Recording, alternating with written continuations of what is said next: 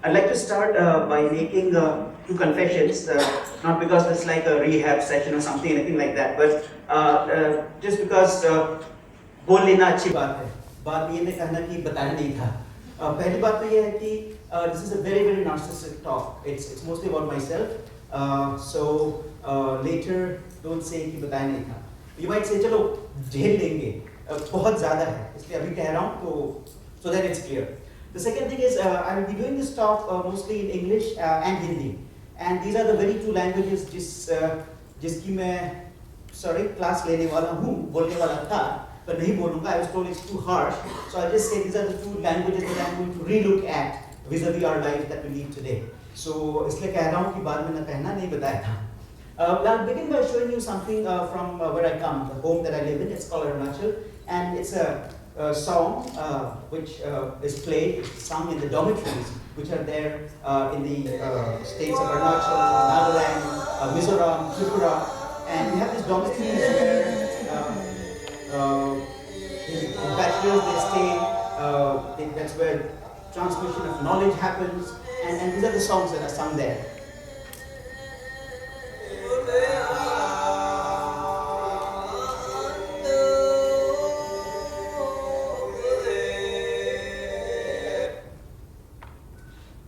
Okay, no, the audio didn't go bad. हल्का सा झटका लगा ना, अचानक बंद हो गया. This is the point that I'm trying to make today, that we live in a world where mother tongue languages are facing exactly what we are facing here. We are seeing that languages that we speak, languages that we are born into, are suddenly facing this dilemma where it's coming to sudden ends. I don't know if I'm making sense, but it's about 10, 15 years back when my father died, I heard a similar kind of a very lilting, kind of hypnotizing kind of a sound, which was, I thought, hey, that's very nice, and I want to share it, and where's my camera? I thought there was a culture moment, but it was sad. It was not sad, it was pathetic, because it was my father's funeral, and this was an elegy that was being sung for him, and they tried to remember him and tell us about, how he was, what kind of a person he was, how they remembered him, and I did not understand anything. It is pathetic, and that's perhaps where I started my work. And then the point is that when we speak in the language that we're born into, I was born into a language called Galo, and that's what I am. We don't think about it, we speak it as it comes to us. But the point is that what if that language were to die? And languages are dying, We have, in my state, a language called Milam, of which there are only about 800 speakers left. If you look at the UNESCO's, the World Endangered Languages map, they have enlisted 2,417 languages as endangered, and of which 197, the most in a country, that's on the bottom left, is in India.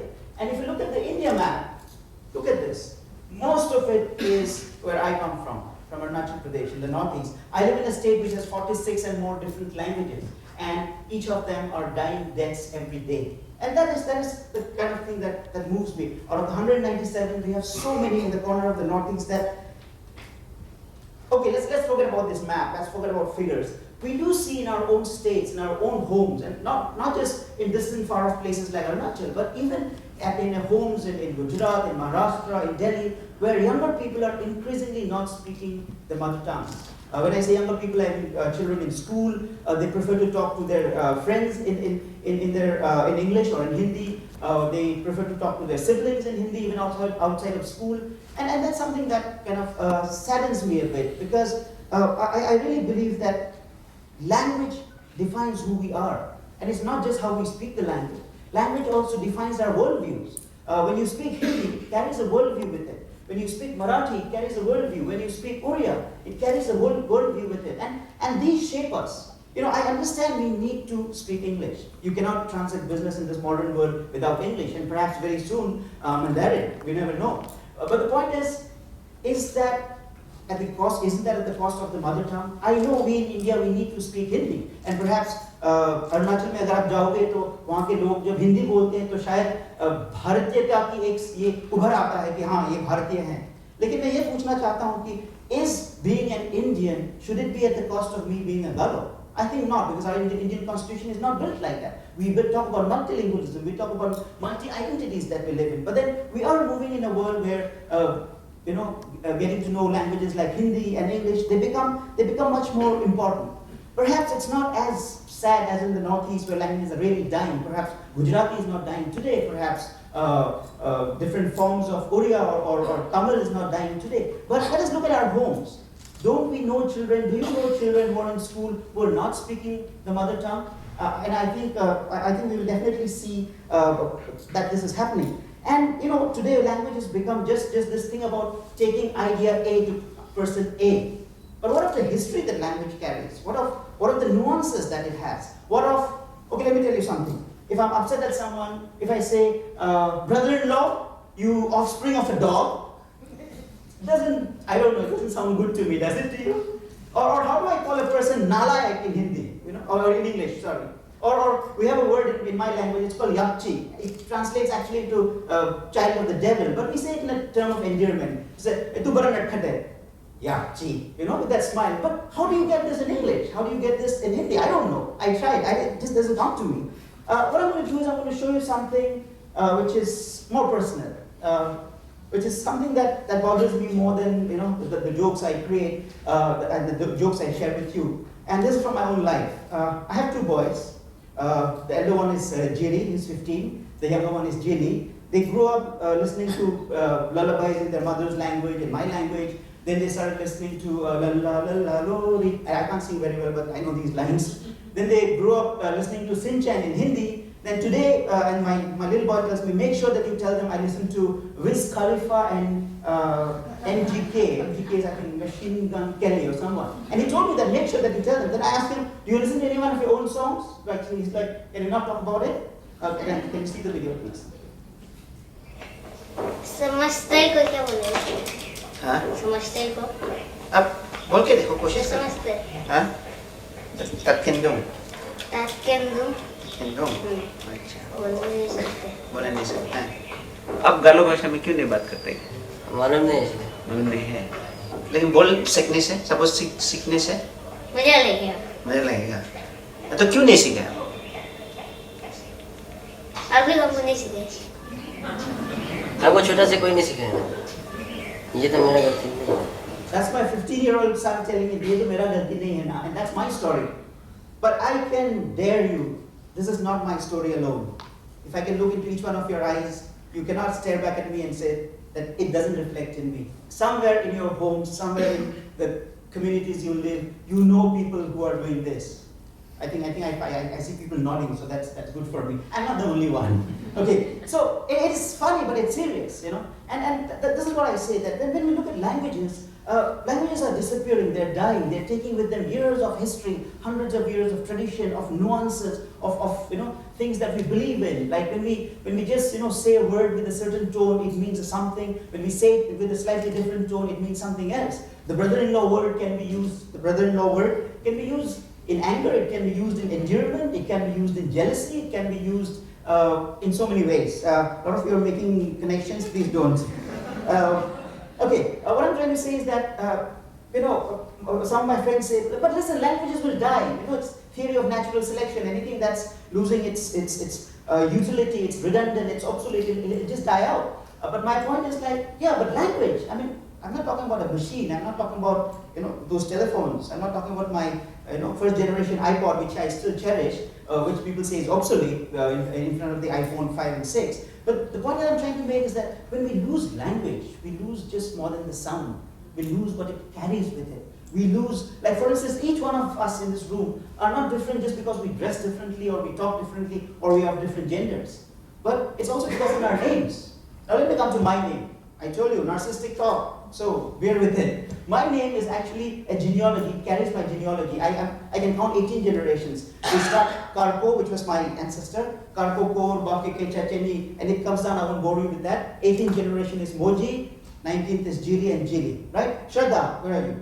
Okay, Shraddha's name, she's been really, a person who's really been there pushing me on this talk, thank you so much. Her name, if my internet research is correct, says it's about devotion, it's about belief. It also means, refers to someone who's an attentive person.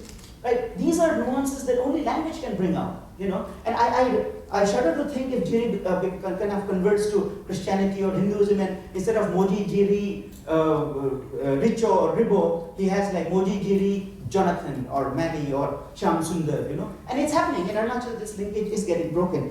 The point that I'm trying to make is that, do we really see language as an asset? Do we really see language as something that is more than just a means of communication? If we do not, are we somewhere missing the story? Are we somehow not looking at language in our homes, and increasingly with younger people, as generations, as we move forward in generations, we see that younger people speak the mother tongue lesser and lesser and lesser. And I don't know where it's leading to. I really don't know. But I would shudder to think of a world where we just speak English and Hindi and perhaps Mandarin, and then we don't have names like Moji and Shraddha and, you know, all the beautiful names I'm sure that all of you have. It is scary, because what's going to happen is this. Words like Mosa, Mosi, Chacha, terms of reference which mean something, have now become auntie. In my language, these are the terms of address for the sisters-in-law in that order, right? And then today we just say Bhabi, which is grammatically correct, but maybe good for HTTP, but not good for my heart, you know. Again, I'm just kind of repeating things that I want to say is that, so how do languages die? I mean, you know, why do languages die at all in the first place? UNESCO, which had come up with that very sad, hard-hitting list, they talk about 9 different factors why languages die. And I'm just going to talk about 3 of them. The first one that emphasizes the intergenerational language transmission, or the language is carried over from one generation to the next. What is the absolute number of speakers? And that's why I said perhaps Gujarati is not threatened today. And I'm sorry if I'm using the word Gujarati too much, but I'm overwhelmed with this MICA campus in Ahmedabad. It's good to be here. And I'm not tail muddying, seriously. And also, the 3 other things. The community members' attitudes towards their own language. Are they proud of their language? Or they think it's you know, don't call me Nete, call me Bhabi. Or, Mosi mat bula, auntie, wo kya kahengi? So, and these things happen. I'm telling you, these are real life anecdotes. And also we look at the shifts in domains of language use. Are we using more of English, or more of Hindi, or more of any of the dominant languages? And the response to media that's happening. But to me, if I can just go back to the slide before that, the word that really stands out for me is the word intergenerational transmission. Is language getting passed on from generation A to generation B? And if it is not, why is it not? Is it somewhere because we don't take pride in our language? And if you don't take pride in our language, where is that coming from? If you don't take pride in who you are, and that is what language does to us. Like I said, we all have different names, and that means who we are. We carry different surnames. And our surnames, in my case, convey my clan, but in the Hindu system, it conveys many things, and perhaps politically incorrect things too also, but then it conveys where we come from, right? And if we do not look at that, if we do not, maybe the threat is not as big, maybe it's not as sexy a word as climate change or HIV, but believe me, it will be when children who are in schools today stop speaking the language. 15 years down the line, Chacha Chachi disappears, Mosa disappears, everything becomes auntie, all this nete nero disappears, becomes bhabi. I think that's not something that I'm very, very comfortable with, and I think I have a reason not to be comfortable with that. Then the next thing is, then how do we really cope with this? You know, what do we do? Acha, problem to bahut bata diya, solution to batao. Solution to hai nahi. एक ही है कि हाँ सोचते हैं कि government कुछ करेगा, government करेगा होता करेगी सॉरी, हमारे वहाँ जो हम हिंदी बोलते हैं उसमें लिंग और लिंग तो खैर गाड़ी चलता भी है, चलती भी, depending on what our mood is, और ग्रामर तो खैर है नहीं. तो हम ये ना सोचें कि what's the government doing about it, what is our institution doing about it, what's the community doing about it. I think the first thing starts at the house, and it starts at the dining table. When you sit at the dining table and you talk amongst yourself in your language, that is the place where languages will survive or not survive. And that is something that I firmly believe in. I think that's what carries us forward. And you know, that's a space, that's our space. My language is my space. It's been taken away from me. Why are we not agitated? Why are we laughing at these language jokes? I'm upset with you. I'm not, sorry. But seriously, why are we making fun of this? Because it's serious. I am being deprived to call myself a Garo, which I was born, my ancestors have been born into this language, and today I don't think seriously enough about it. I'm not blaming you. I'm not pointing fingers at you. Hindi में कहते हैं ना कि एक उंगली आगे है तो तीनों पीछे है, तीनों तो क्या 10 के 10 इधर है. My sons tell me that you didn't teach us, and I didn't. It's only I didn't know my language. When my father died, I did not understand his elegy. And perhaps why I'm doing this work today about language, about culture, about documentation of culture, comes from the fact that perhaps am I somewhere sad, perhaps skeptical, perhaps shifty, that when I die and an elegy is sung, I hope it's sung, because I hope my cousins love me enough to actually sing an elegy. If it's sung, I want my son. Am I scared that they will not understand the elegy that I did not understand from my father? Perhaps that's where it is. But then it's not just a personal thing. It's also the whole thing about if the Galo language disappears, it takes with it thousands of years of history. It takes with it things about agriculture. It takes with it systems of justice. It takes with it ways of managing resources. It takes with it relationships that are built across communities, not just between ours. And then we're looking at this whole conundrum where we need to know our languages, but yet we need to know other languages. But my question is, why one language over the other? Why can't we just be multilingual, wonderful people that we are in India? আমি কেন বাংলা বলতে পারি না? অসমীয়া কেন কব নোৱাৰো? Can't we just, and our languages are so similar. If you know Hindi and if you kind of follow, I tried to I know impolite eavesdrop on Gujarati conversations. I got some stuff, but no one was talking ill about me, thankfully. So we can do that. Let's become multilingual. Let's but at the same time, I don't want to sound too sad. I just play you something that perhaps will lighten our moods and maybe let us think into the future. Hello, ¿cómo estás haciendo? Hola, ¿qué usted? Hola. Hola, ¿qué usted? Apolo. Dale, una. Añi, añi. Añi, añi. Añi, añi, ¿cómo estás haciendo? Kenal kami na? Ligo. Hah? Amin ki. Amin, amin, amin. Amin, kami amin. Ma, amin. Amin ki. Name. Maka jili kawan bilang maka amin. No. Mama ka. Ako main ko eh. Ako. Mama ko pa ng ako.